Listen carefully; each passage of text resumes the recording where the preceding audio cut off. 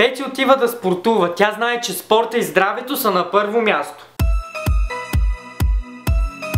Здравейте, хора човешки! Здравей на теб, война! Време е за нещо ново, за нещо различно. Време е за революцията на пенсионерите.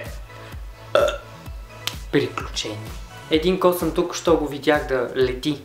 Мога да съобща вече на вас и на всички останали зад този екран, че вече няма да бъда влогър и започвам моето приключение като мъжко бюти гуру. Щех създа.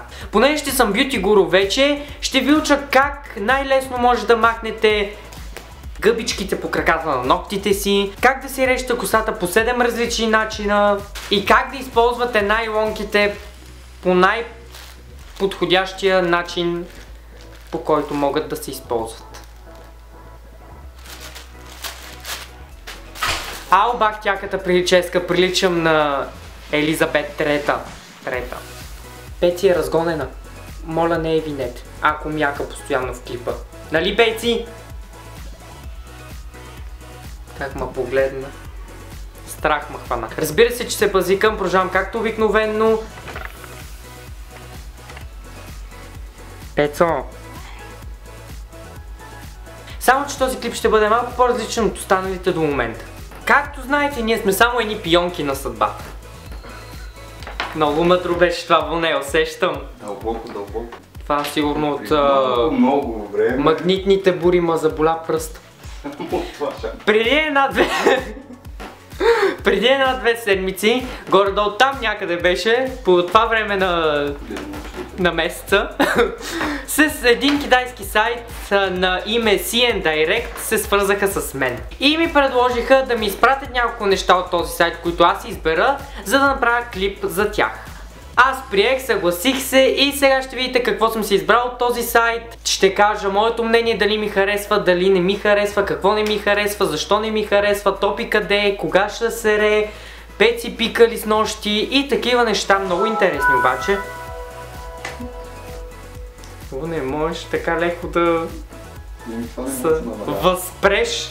Въпреки, че не може да играете на въже с вашите слушалки, радостта трябва да не слиза от лицата ви.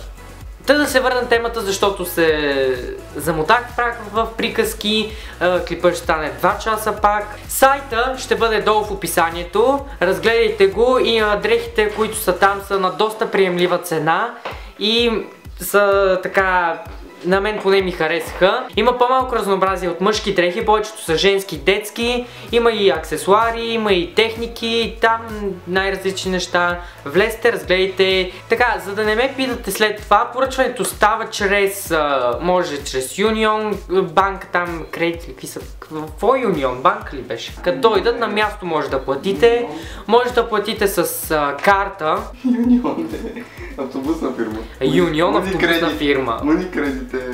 Абе има Union, не дей така.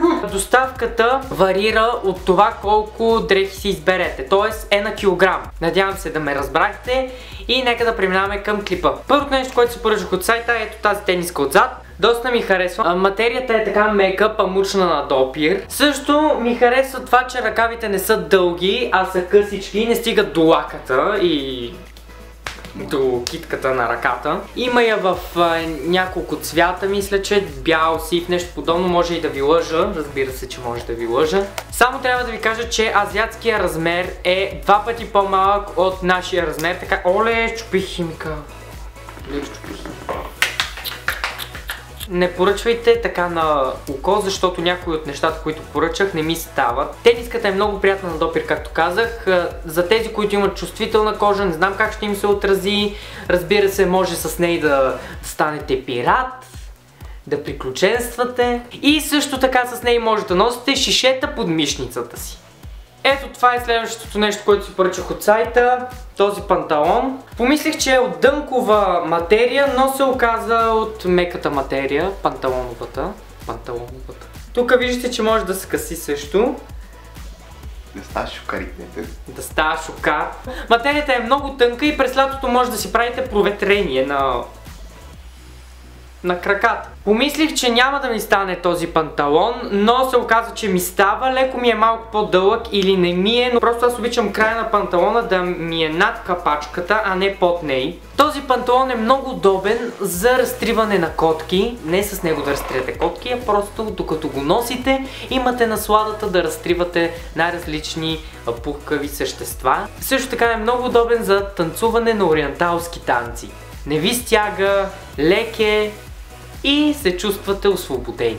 Следващото нещо, което си взех от този сайт, са тези обувки. Имаше ги в 3 цвята, черен, бял и ето този. Да ви кажа честно, не ми се струва, че ще издържат много, защото са от такава материя, такова балатум, нещо подобно. Ти знаеш какво това лаченото какво? Лаченото онова на дупките, бялото. Това не е лачен, това е балатум, чист балатум е това.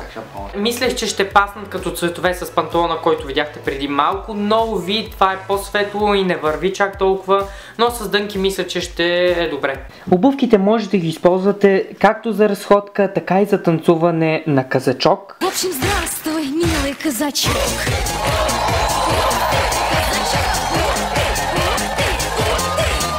Танцуване на кючек.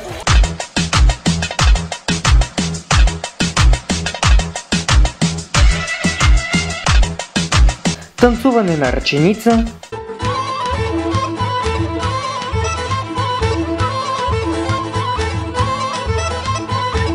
И танцуване на хип-хоп.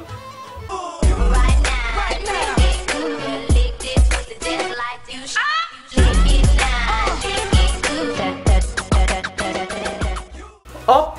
Ето това е следващото нещо, което си поръчах. Тази яка тениска. Тази яка жилетка има бяличко тук отстрани. Материята е супер мека, като памучна. Не ми е голяма, точно по размерите ми е. Надявам се също не се разшлока, когато се изпере. Аз съм фен на жилетките, обичам да нося жилетка над тениска. Разбира се, за летния сезон няма да стане, защото при 40 градусова жега да сложиш жилетка е малко така откачено, но есента, зимата, баш зимата не ми, началото на зимата и пролетта с удоволствие ще я нося. Вънка започна да се гърми, а душата ми кънти, поне имаше рима.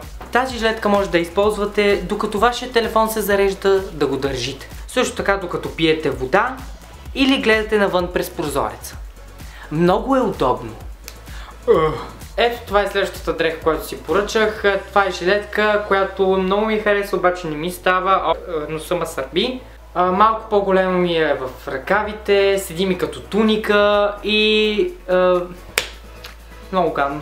Материята също е доста мека, не е по-твърда от предишната, но пак става. Азиатците ту са малки, ту са големи, аз не ги разбирам. С тази жилетка може да лежите на земята, на дивана, на котката, на масата, на стол или да седите прав. Излиза буря, така че трябва да приключвам, да. Това е последният предмет. Това е последното нещо, което си поръчах от този сайт, този панталон. Не ми става, не мога даже да го закопчея отгоре, седи ми много по мен. Аз не мога да нося неща, които са много по мен. По принцип обичам панталоните само леко в края да така са по-скъсени, нагоре да са по-широки. Няма даже как да го облека да ви го покажа. Иначе панталонът е доста интересен, хубав. На мен ми харесва дизайна му. Това беше сега от мен, хора. Надявам се клипа да ви е харесал. Ако е така, дайте една ръчичка нагоре, долу са всички социални мрежи, които ползвам. Моля, вижте ги, разгледайте ги, долу е моя сайт, в който може да гласувате за топ 10 клипове.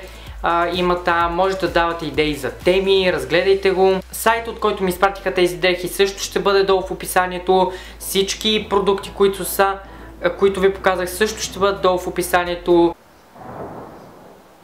О, майко! Ще си видим много скоро с нов клип и бая!